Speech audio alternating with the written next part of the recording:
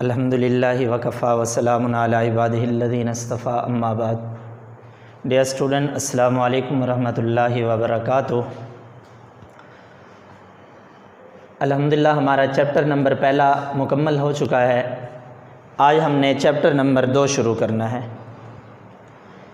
Chapter number 2 کے اندر اسلام کے ارکان جو ہیں، ارکان اسلام جسے کہا جاتے ہیں، ان کی وضاحت ہے، ان کو بیان کیا گیا ہے. اور پہلا چیپٹر جو ہمارا تھا اس کے اندر اسلام کے بنیادی عقائد بیان کیے گئے، وہ بھی 5 تھے، اور یہ بھی اسلام کے بنیادی ارکان جو ہیں، ارکان اسلام جسے کہا جاتا ہے، وہ بھی 5 ہیں. تو اس کے اندر تھا اسلام کے بنیادی عقائد 5 تھے: توحید، رسالت، ملائکہ، آسمانی کتابیں اور آخرت پر ایمان لانا. یہ 5 تھے. اور یہ ارکان اسلام جو ہیں یہ بھی 5 ہیں: کلمہ، نماز، روزہ، حج، زکوٰۃ.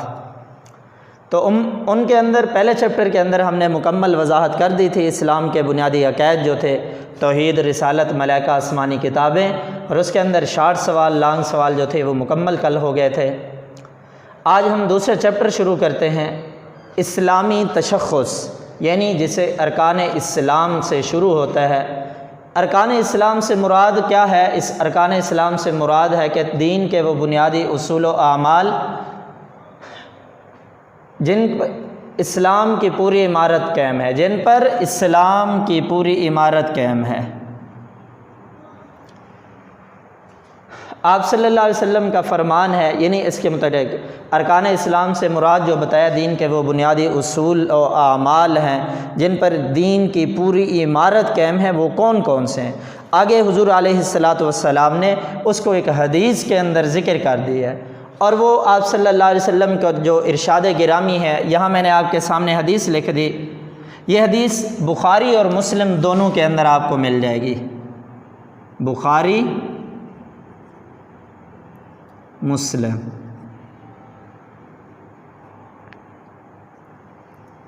یہ اس کا حوالہ ہو جائے گا. حدیث ہے: بنی الاسلام علی 5: شہادت اللہ الہ الا اللہ وان محمدًا عبدہ ورسولہ واقام الصلاۃ وایتاء الزکاۃ والحج وصوم رمضان. یہ حدیث جو ہے بخاری کے اندر بھی آپ کو مل جائے گی، مسلم کے اندر بھی، کیونکہ احادیث کی 6 مستند کتابیں ہیں جنہیں صحاح 6 کہا جاتا ہے، جن کے اندر صحیح ترین حدیثیں موجود ہیں. تو ان میں سے جو صحیح بخاری اور صحیح مسلم ہے اس کے اندر ہمیں یہ حدیث مل سکتی ہے. تو آئیے حدیث کا ترجمہ کرتے ہیں. یہاں میں نے بتا دیا ترجمہ: بنی الاسلام علی 5: اسلام کی بنیاد علی 5 5 چیزوں پر ہے. 5 کہتے ہیں 5 کو. بنی الاسلام، اسلام کی بنیاد علی 5 5 چیزوں پر ہے. شہادت اللہ الہ الا اللہ، اس بات کی گواہی دینا اللہ کے سوا کوئی معبود نہیں. وان محمدًا عبدہ ورسولہ، بے شک محمد صلی اللہ علیہ وسلم اس کے بندے اور اس کے رسول ہیں. یعنی کہ یہ کلمہ شہادت ہو جائے گا ارکان اسلام میں سے کہ شہادت اللہ الہ الا اللہ، اس بات کی گواہی دینا اللہ کے سوا کوئی معبود نہیں. وان محمدًا عبدہ ورسولہ، بے شک محمد صلی اللہ علیہ وسلم اس کے بندے اور اس کے رسول ہیں. آگے فرمایا: وَإِقَامِ الصَّلَاةِ، نماز کا قائم کرنا، وَإِيتَاءِ الزَّكَاةِ، زکوٰۃ کا ادا کرنا، وَالْحَجِّ، اور حج کرنا، وَصَوْمِ رمضان، اور رمضان کے روزے رکھنا. یہ چیز ہے جس کے اندر ارکان اسلام کو بیان کیا گیا ہے. اکثر شارٹ سوال آپ سے پوچھا جائے گا کہ ارکان اسلام سے کیا مراد ہے، یا ارکان اسلام کون کون سے ہیں؟ کلمہ، نماز، روزہ، حج، زکوٰۃ. یہی یہاں دیکھیں: شہادت اللہ الہ الا اللہ وان محمدًا عبدہ ورسولہ.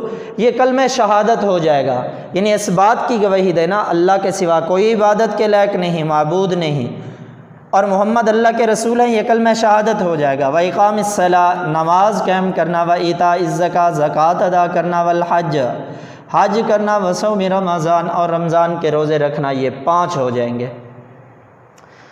یہ ارکان اسلام. میں آپ کو بتا دوں، اکثر یہ دیکھا گیا ہے کہ بعض دفعہ ہم سوال کرتے ہیں کہ ارکان اسلام سے کیا مراد ہے، ہم ادھر عقیدہ اپنے عقائد کو بیان کر دیتے ہیں، یعنی توحید، رسالت، ملائکہ، آسمانی کتابیں لکھ دیتے ہیں۔ اگر آپ سے بنیادی عقائد پوچھے جائیں تو اس میں کلمہ، نماز، روزہ، حج، زکوٰۃ لکھا جاتا ہے، تو کوشش کرنی ہے ان دونوں کے اندر غور کرنا ہے بنیادی عقائد کون سے ہیں اور ارکان اسلام جو ہیں وہ کون سے ہیں۔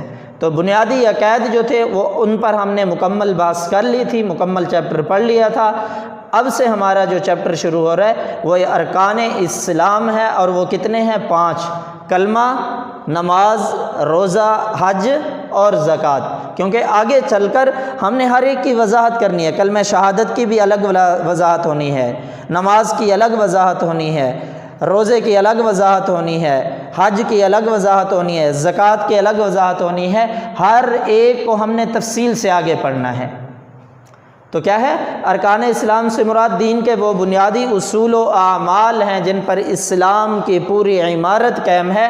تو اس حدیث کے اندر وہ جو اعمال ہیں جن پر اسلام کی عمارت قائم ہے وہ سارے اس کے اندر وضاحت سے بیان کیے گئے۔ یعنی سب سے پہلے اللہ کی وحدانیت کو بولنا ہے، محمد کی رسالت کو دیکھنا ہے، نماز کا ادا کرنا ہوگا، زکوٰۃ بھی دینی ہوگی، حج بھی ادا کرنا ہوگا، اور رمضان کے روزے بھی رکھنے ہوں گے۔ اس کے بعد ہے ارکان دین میں سب سے اہم کلمہ شہادت ہے، جس کے الفاظ آگے میں نے ذکر کر دیے ہیں۔ یہ ارکان اسلام جو ہیں، ارکان دین جو ہیں، آپ کے سامنے میں نے یہ حدیث کے اندر ذکر کیے ہیں، جو بخاری اور مسلم کے اندر حدیث موجود ہے، تو اس کے بارے میں بتا رہے ہیں کہ ان سب سے کے اندر جو سب سے اہم چیز ہے وہ کلمہ شہادت ہے۔ کلمہ شہادت کے الفاظ کیا ہیں یہ میں نے آپ کے سامنے ذکر کر دیے۔ اشہد ان لا الہ الا اللہ، میں گواہی دیتا ہوں اللہ کے سوا کوئی معبود نہیں، وحدہ، وہ اکیلا ہے، لا شریک لہ، اس کا کوئی شریک نہیں، واشہد ان محمدً عبدہ ورسولہ، اور میں گواہی دیتا ہوں محمد صلی اللہ علیہ وسلم اللہ کے بندے اور اس کے رسول ہیں۔ یہ کیا ہو جائے گا؟ کلمہ شہادت ہو جائے گا۔ اس کے اندر اللہ کی وحدانیت کو ذکر کیا گیا ہے، توحید کو بیان کیا گیا ہے۔ پہلے چیپٹر کے اندر اگر آپ دیکھیں، اس کے اندر جو عقیدہ توحید کی وجہ سے اثرات مرتب ہوتے تھے وہ تفصیل سے ذکر کر دیے گئے، لیکن اس کے اندر کچھ اجمالی طور پر یہاں پر تھوڑا سا ذکر کر دیا کہ کفر و شرک سے نجات۔ کہتے ہیں کلمہ شہادت کے اندر 2 حصے ہیں۔ ایک حصہ یہ ہو جائے گا اشہد ان لا الہ الا اللہ وحدہ لا شریک لہ، یہاں تک یہ ایک حصہ ہو جائے گا۔ آگے ہے واشہد ان محمدً عبدہ ورسولہ، یہ اس کا دوسرا حصہ ہو جائے گا۔ آپ دیکھیں یہ کلمہ شہادت کے جب 2 حصے ہوئے ہیں، پہلے حصے کے اندر اشہد ان لا الہ الا اللہ، میں گواہی دیتا ہوں اللہ کے سوا کوئی معبود نہیں، واشہد ان محمدً، یہاں تک وحدہ لا شریک لہ، میں گواہی دیتا ہوں اللہ کے سوا کوئی معبود نہیں، وہ اکیلا ہے، لا شریک لہ، اس کا کوئی شریک نہیں۔ اس کے اندر دیکھیں توحید کا اعلان و اعتراف ہے، اللہ کی وحدانیت کا ذکر ہے، اللہ رب العزت نے جو پیغمبروں کو بھیجا سب نے آ کر اللہ کی وحدانیت کو بیان کیا۔ دیکھو جتنے بھی پیغمبر آئے ہیں سب کے اندر یہ کلمہ کا پہلا جز ایک ہی رہا ہے، جیسا کہ لا الہ الا اللہ، آدم صفی اللہ، لا الہ الا اللہ، نوح نجی اللہ، لا الہ الا اللہ، موسیٰ کلیم اللہ، لا الہ الا اللہ، عیسیٰ روح اللہ، لا الہ الا اللہ، محمد الرسول اللہ۔ یعنی اللہ رب العزت نے جتنے بھی انبیاء علیہ السلام کو دنیا کے اندر مبعوث فرمایا، سب نے آ کر اللہ کی وحدانیت کا پرچار کیا، عقائد کی اصلاح پر زور دیا۔ تو جتنے بھی انبیاء علیہ السلام ہیں انہوں نے توحید پر زور دیا۔ تو اس کے اندر اعلان جو ہے توحید کا اعلان ہے، اشہد ان لا الہ الا اللہ وحدہ لا شریک لہ، میں گواہی دیتا ہوں اللہ کے سوا کوئی معبود نہیں، وحدہ، وہ اکیلا ہے، لا شریک لہ، اس کا کوئی شریک نہیں۔ اس حصے کے اندر یعنی کلمہ شہادت کے 2 حصوں میں سے پہلے حصے کے اندر توحید کا اعلان اور اعتراف ہے، اور دوسرے حصے کے اندر واشہد ان محمدً عبدہ ورسولہ، اور میں گواہی دیتا ہوں محمد اللہ کے بندے اور اس کے رسول ہیں۔ آپ دیکھیں کہ اس کے اندر آپ صلی اللہ علیہ وسلم کی رسالت کا تذکرہ ہے، آپ علیہ السلام اللہ کے رسول ہیں، اللہ کے نبی ہیں، اور یہ بھی بتا دیا آپ اللہ کے بندے اور سچے رسول ہیں۔ تو دو حصوں میں پہلے حصے کے اندر توحید کا اعلان و اعتراف ہوا، اور دوسرے حصے کے اندر رسول اللہ صلی اللہ علیہ وسلم کی رسالت کا اعلان و اعتراف ہوا۔ تو معلوم ہوا کہ آپ صلی اللہ علیہ وسلم کا پیش کردہ جو دین ہے وہ دین حق ہے۔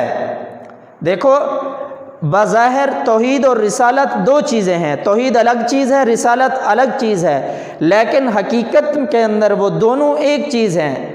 نہ تو کوئی اللہ تعالیٰ کو مانے بغیر کوئی رسول کو مان سکتا ہے، نہ رسول کو مانے بغیر اللہ کی ذات کو پہچان سکتا ہے۔ تو اس لیے یہ دونوں چیزیں ہمارے لیے کفر و شرک سے نجات کا سبب بنیں گے۔ جب ہم اللہ کی وحدانیت کا بھی اقرار کریں گے، رسول اللہ صلی اللہ علیہ وسلم کی رسالت کو بھی تسلیم کریں گے، تو یہ ہمارے لیے کفر و شرک سے نجات کا ذریعہ بنیں گے۔ آگے ہے حقیقی گواہی۔ کلمہ شہادت کے دو حصوں کے بعد کیا ہے؟ حقیقی گواہی۔ حقیقی گواہی کیا ہے؟ کہتے ہیں اسلامی تاریخ کا اگر مطالعہ کیا جائے، وہ مطالعہ ہمیں بتاتا ہے جب مسلمانوں نے اپنے قول و عمل سے توحید و رسالت کی گواہی دی، کما حقہ شریعت کے مطابق اپنی زندگی جو ہے گزاری، اس کی پیروی کی، تو جیسے انہوں نے اس کے ساتھ یعنی کما حقہ اس کی پیروی کرتے رہے، تو اللہ رب العزت نے انہیں اس کے اندر بلندی والا مقام عطا فرمایا۔ کیا؟ اللہ تعالیٰ حقیقی گواہی کیا ہے؟ کہ اللہ تعالیٰ کو معبود محمد صلی اللہ علیہ وسلم کو اللہ کا آخری رسول تسلیم کیا جائے۔ اب اس کی یہ نہیں ہے کہ صرف ہم ظاہری طور پر اس کو ادا کر دیں، زبان سے ادا کر دیں، لیکن اس زبانی گواہی کے ساتھ ضروری ہے کہ کلمہ پڑھنے والا دل کی تصدیق بھی کرے۔ اس کی دلی تصدیق، عملی صورت کیا ہے؟ اللہ اور اس کے رسول کی اطاعت ہوگی۔ یعنی میں دلی تصدیق کے ساتھ کس طرح کروں گا؟ اللہ کے احکامات پر بھی عمل کروں گا، یہ حقیقی گواہی ہوگی۔ رسول اللہ صلی اللہ علیہ وسلم کی اطاعت بھی کروں گا، ایسی اطاعت کرنی ہے کہ دل کی تمام خواہشات شریعت محمدی کے تابع ہو جائیں، جیسا کہ حدیث پاک کے اندر ہوتا ہے۔ حدیث پاک کے اندر آتا ہے کہ حضور صلی اللہ علیہ وسلم نے فرمایا، لا یؤمن احدکم حتی اکون ہواہ تبعا لما جئت بہ، تم میں سے کوئی شخص کامل ایمان والا نہیں ہو سکتا یہاں تک کہ اس کی خواہشات اس چیز کے تابع نہ ہو جائے جس کو میں لایا ہوں۔ یعنی اللہ تعالیٰ اور اس کے رسول کی حقیقی اطاعت تب ہوگی جب ہماری خواہشات رسول اللہ صلی اللہ علیہ وسلم کی اطاعت کے مطابق ہوں۔ آگے ہے انسانی عظمت کا ضامن عقیدہ۔